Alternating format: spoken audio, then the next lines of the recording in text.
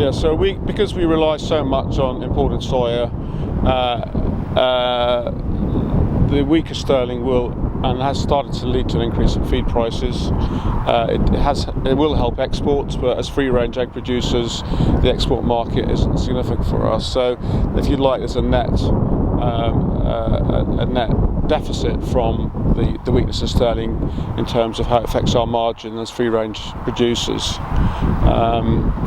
So that's a concern. Obviously, as we carry on, that weak sterling might be just an economic shock from the news of Brexit, and then hopefully currency will stabilise a bit.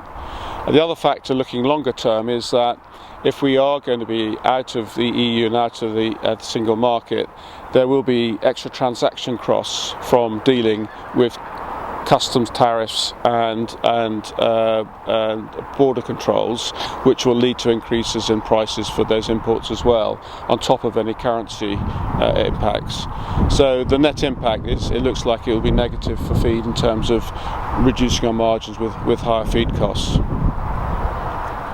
Well, it's a hard one. There are two scenarios that will determine what the impacts will be, and so we can't say now exactly what's going to happen. The first scenario is that the UK negotiates to go into the single market as it currently stands, rather like the Norwegians and the Icelandics have done, and they have access to the single market, but they have to allow, under the EU agreements they have, free movement of labour and capital to have that. Now,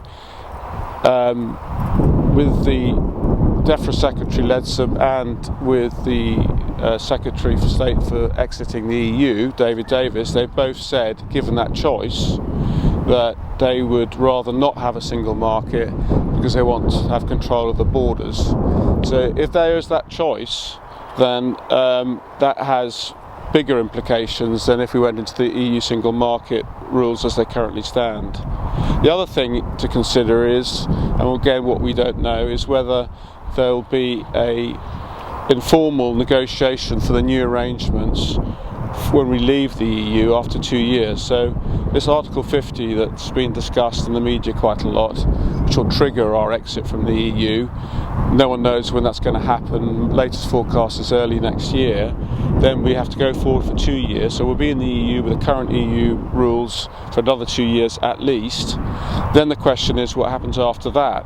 Now, regardless of what we want, if there isn't a new arrangement fixed, we will be on to normal WTO rules, default rules, with a common tariff, which is set by the WTO, not the EU, the WTO tariffs, which will apply, and that will also have a different effect to if there was arrangements which were set up quite quickly with a twin track process. Our negotiations for exiting the EU happening at the same time as negotiations for setting up a new arrangement.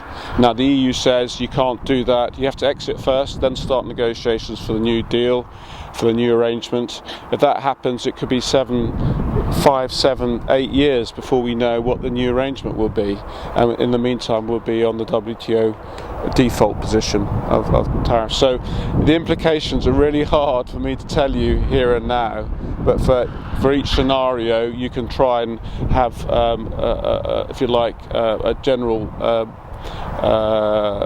some general guidelines as to what might happen.